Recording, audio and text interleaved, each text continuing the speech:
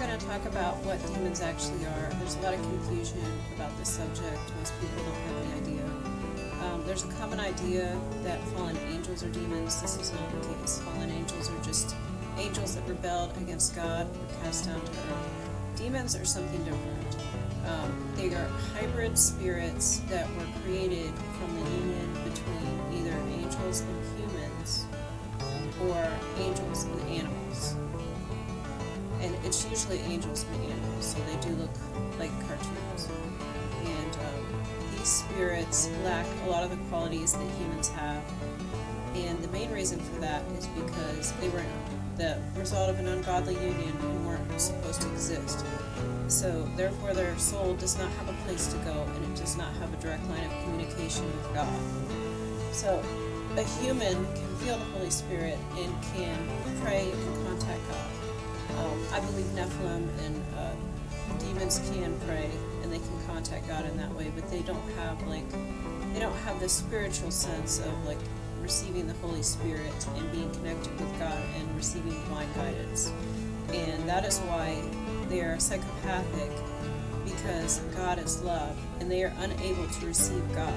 So they're unable to receive or understand real love, unconditional love.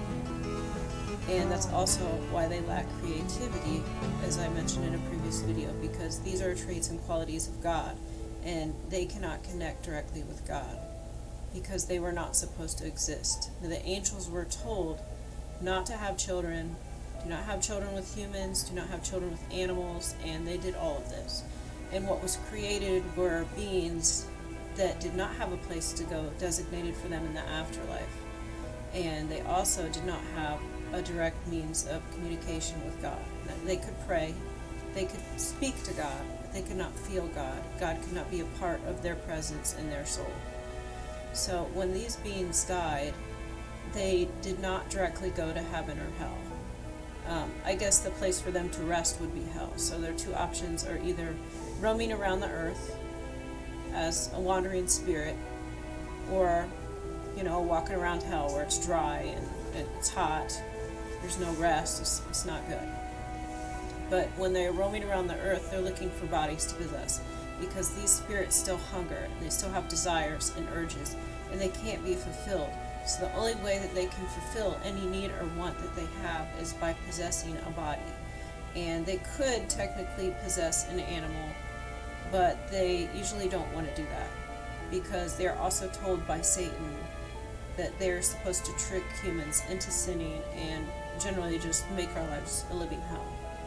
So they prefer to possess humans, and they look for people that they have a legal right. So if a person is living in sin, they don't have a strong relationship with God, then the demons are allowed to enter and stay there. So if they have a problem with pornography, then a demon of lust can enter that person. They have a legal right to be there, and then they'll just make the problem a lot worse. They'll create obsessive thoughts in the person. There's demons for gluttony, every sin that you could imagine, even lukewarm. There's a spirit of being lukewarm, which I think most people have these days. So just anything that's against God, because the angels all had divine purposes and missions. Every angel that was made had an ability. So there were ministering angels, and there were angels of music, and angels of light, and angels of sound, warrior angels, every type of angel. And the angels that fell took their divine purpose and used it for evil instead of good. And that's why when they had unions with animals or humans, then they also had abilities, which they were named after. But then those were twisted and turned into negative things.